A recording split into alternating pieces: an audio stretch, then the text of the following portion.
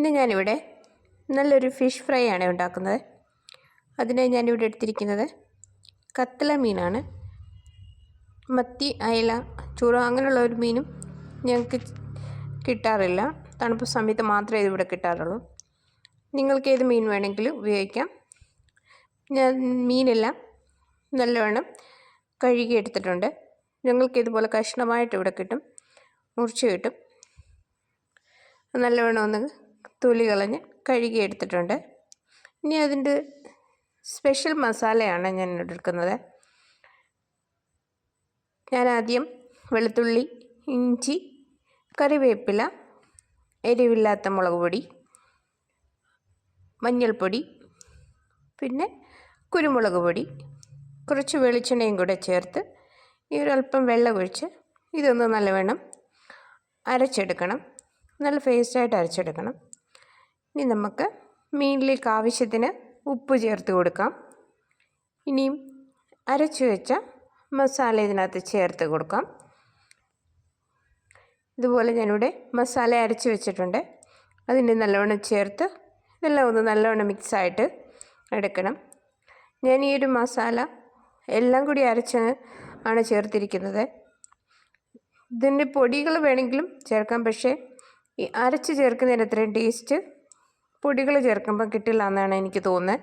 അതുകൊണ്ടാണ് ഞാനിവിടെ പൊടികൾ ചേർത്ത് അത് അരച്ചത്. നിങ്ങളിതുപോലെ വീട്ടിലുണ്ടാക്കി നോക്കണം. കറിവേപ്പിലയൊക്കെ അരച്ച് ചേർക്കുമ്പം അതിൻ്റേതായിട്ടുള്ള ടേസ്റ്റ് കിട്ടും. അതുപോലെ കുരുമുളക് ആവശ്യത്തിന് ചേർക്കുമ്പം നല്ല ടേസ്റ്റ് കിട്ടും. ഞാനിതുപോലെ എല്ലാം ഇവിടെ ഒന്ന് മസാല ചേർത്തെടുത്ത് ഇത് 10 മിനിറ്റ് വെച്ചതിന് ശേഷമാണ് ഞാനിതിവിടെ വറുത്തെടുക്കുന്നത്. മസാലയെല്ലാം മീനിനകത്തൊന്ന് പിടിച്ച് കിട്ടിക്കഴിയുമ്പം നമുക്കിതുപോലെ ഒന്ന് വറുത്തെടുക്കണം. മീഡിയം തീയിൽ വെച്ച് കരിഞ്ഞു പോകാതെ വറുത്തെടുക്കാം. നിങ്ങളും ഇതുപോലെ ഉണ്ടാക്കി നോക്കുക.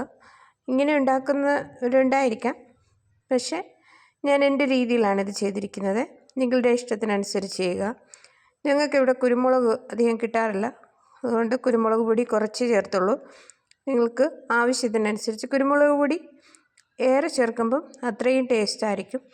കുരുമുളക് ഉണ്ടെങ്കിൽ കുരുമുളക് അതിൻ്റെ കൂടെ അരച്ചാൽ മതി. എൻ്റെ കുരുമുളക് ഇല്ലാഞ്ഞതുകൊണ്ടാണ് അതിൻ്റെ പൊടി ചേർത്ത് കൊടുത്തത്.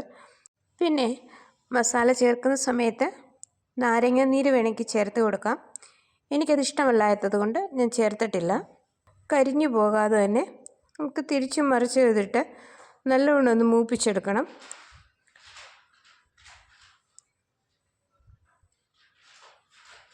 നിങ്ങൾ ഇതുപോലെ തന്നെ ഉണ്ടാക്കി നോക്കുക. പിന്നെ എൻ്റെ വീഡിയോ ഒക്കെ ഇഷ്ടമാണെങ്കിൽ അഭിപ്രായം അറിയിക്കണം, സപ്പോർട്ട് ചെയ്യണം. പിന്നെ ഇതുപോലെ ചെറിയ ചെറിയ വീഡിയോകളുമായിട്ട് ഞാൻ വരുന്നതായിരിക്കും.